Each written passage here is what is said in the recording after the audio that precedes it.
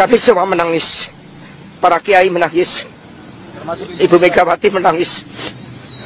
Kami tidak menyangka. Tidak boleh sedih. Tidak boleh mengeluh. Kamu mengeluh itu kan mau mencari simpati. Enggak usah. Enggak usah mengeluh. Orang tidak akan bersimpati kepadamu itu pura-pura. Kalau kamu mengeluh, dia simpati. Oh ya, dobol. Oh, semoga diberikan keadilan atas praktek-praktek kekuasaan yang tidak benar ini. Terima kasih. Enggak usah mengeluh. Orang tidak akan bersimpati kepadamu itu pura-pura. Kalau kamu mengeluh, dia simpati. Oh ya, dobol. Dan dengan data-data yang ada, dengan bukti-bukti yang ada bahwa Mas Hasto terlibat dalam proses memerintahkan misalnya HP-nya direndam, lalu ada informasi bahwa Mas Hasto menyediakan juga dana. Ya nanti biar dibuktikan di pengadilan saja. Ya padahal iPhone terbarunya Mr. Q sekarang udah waterproof kan? Hah? iPhone terbarunya Mr. Q udah water resistant. Kalau direndam juga masih bisa. Alhamdulillah nggak tahu karena nggak punya handphone. Ya.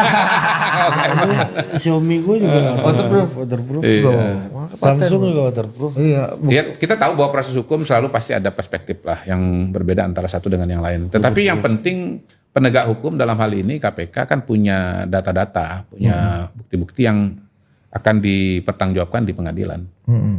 Gimana kita bisa membedakan atau meyakini bahwa ini kasus yang katanya satu udah kadaluarsa, satu. Yang kedua, ketika sudah berpecah kongsi, udah beda jalan, kasusnya dimunculkan lagi. Saya kira Pak, ketiga, ya ini adalah wujud sebagai Hasto ini tahanan politik. Ya. Dari segi itu tahanan politik itu kan artinya ya ini politisasi hukum, bahwa hukum dipakai sebagai sarana memukul lawan politik. Tahanan politik itu kan kalau kasusnya kasus politik, ya kan, berbeda pendapat. Misalnya Aung San Suu Kyi kan berbeda pendapat dengan penguasa di Myanmar, lalu ditahan. Itu namanya tahanan politik. Atau misalnya zaman Pak Harto dulu ada petisi 50, berbeda pendapat, lalu kemudian ditahan. Tapi kan pasal-pasal itu sudah nggak ada lagi sekarang. Coba kalau nggak ada kasus Harun Masiku, kira-kira Mas Hasto masuk ke dalam pemerintahan? Saya yakin sih enggak. Saya yakin enggak ya. Walaupun bisa aja muncul lewat kasus yang lain. Kasus hoax mengenai Kodari misalnya gitu. Bisa juga itu. Atau Jason Script ya. Iya, Jason Script itu kan bagian dari hoax tentang Kodari, bahwa Kodari udah mengetahui hasil merancang hasil. Kan nggak tahu saya merancang hasil. Tapi yang dianggap sebagai bukti bahwa saya merancang itu kan publikasi hasil survei ya, dan itu publikasi survei di Jakarta gitu loh. Dan Mr. Q belum melaporkan ke polisi kan waktu itu? Enggak melaporkan. Setahu saya sih ada pihak yang melaporkan. Bukan disuruh Mr. Q? Enggak, kenal juga enggak. Itu semua orang yang nyuruh ngomongnya gitu. Teman saya disuruh juga begitu. Enggak. Kalau sebaliknya buktikan aja. Iya. Tahu polarisasi. Rindu deh. Ini sebenarnya untuk mancing ini. Sebenarnya kita tuh pertanyaannya nggak terlalu meters-meters amat. Cuma untuk memancing. Karena kalau bicara ini ekonomi nggak mungkin ketawa begini. Tawa-tawa bijak ini misalnya. Tapi kan kita lihat misalnya Mas Hasto kan katanya menyimpan video-video yang akan menggegerkan, ya kan, membuat ini kalian, bahkan nama Bu Iriana disebut-sebut katanya. Itu Mr. Q melihatnya gimana tuh ancaman itu tuh? Ini kan bisa kalau membuat nggak salah sih videonya instabilitas.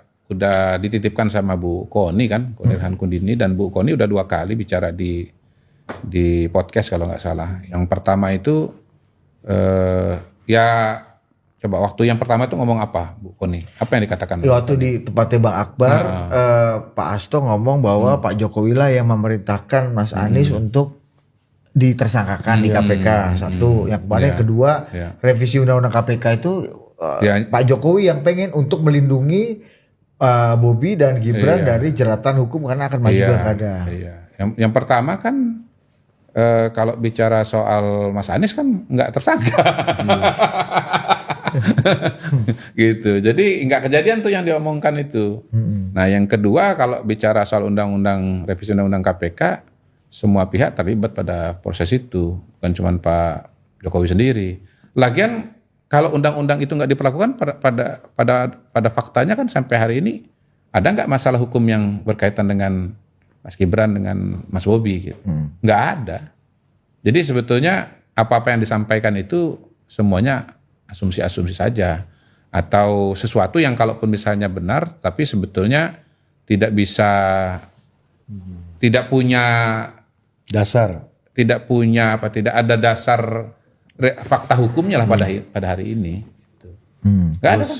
Iya. Jadi ini perang opini aja menurut Mas Sekio. Sampai hari ini saya melihatnya lebih kepada perang opini ya. Gitu. Ya proses gini. Kalau bicara Pak Prabowo sendiri kan bukan orang yang tidak pernah berhadapan dengan proses-proses hukum yang terjadi pada lingkaran beliau. Misalnya proses hukum yang terjadi pada Menteri KKP pada waktu itu. Edi Prabowo. Kan Pak Edi Prabowo tuh ya bagian dari tim yang dekat dengan Pak Prabowo. Tetapi apa Pak Prabowo intervensi? Apa kita mendengar bahwa Pak Prabowo mengatakan Edi Prabowo adalah tahanan politik? Rasanya nggak ada. Pak Edi menjalani proses hukum, menjalani hukuman, dan ya itu diterima sebagai sesuatu yang ya kalau memang kejadian ya diterima. Dan masalah-masalah seperti ini kan pernah terjadi juga di partai-partai yang lain. Misalnya di Nasdem, Patrisrio Capella, itu soal apa? Soal suap juga ya. Lupa. Ya. Atau Joni Plate misalnya, Sekjen. Terus Joni Plate, kalau Joni Plate kan berkaitan dengan pembuatan kebijakan dan korupsi di kementeriannya. Itu terjadi juga, orang dekat dari ketua partai juga. Gitu. Sekjen. Sekjen partai. Jadi saya kira apa yang terjadi pada Mas Hasto itu, kalau kacamatanya adalah kacamata pidana, itu bukan sesuatu yang baru gitu loh. Ini kasus pidana kok. Jadi saya melihat bahwa konsep tahanan politik itu sangat-sangat misleading. Tahanan politik itu kalau ditahan karena pasal-pasal politik, bukan pasal-pasal pidana. Tapi kalau pasal-pasal pidana, ya penyuapan, koruptor ya penyuapan aja, koruptor aja gitu. Tidak boleh sedih.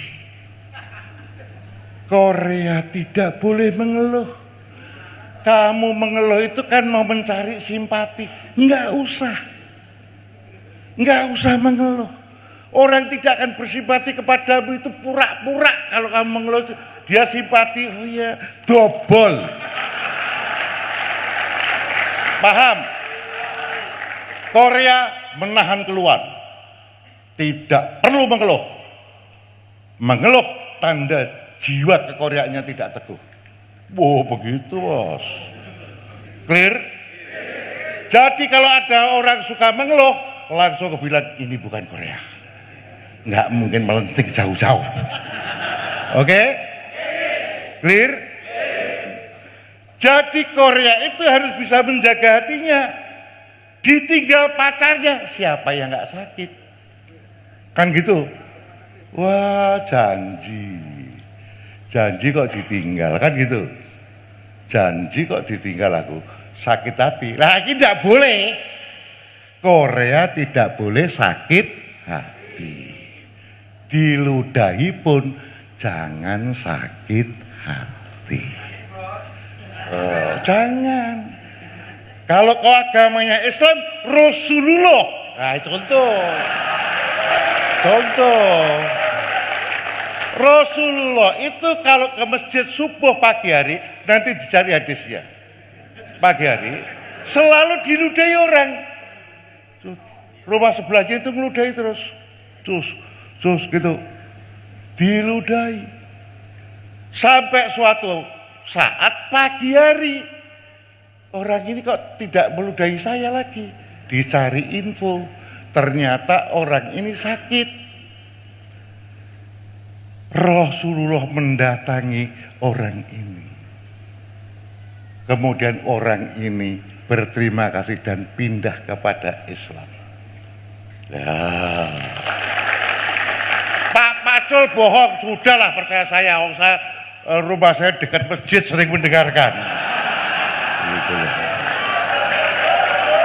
Bukan aku baca bos, itu ada yang kiai ini ngomong saya dengerin kan gitu loh.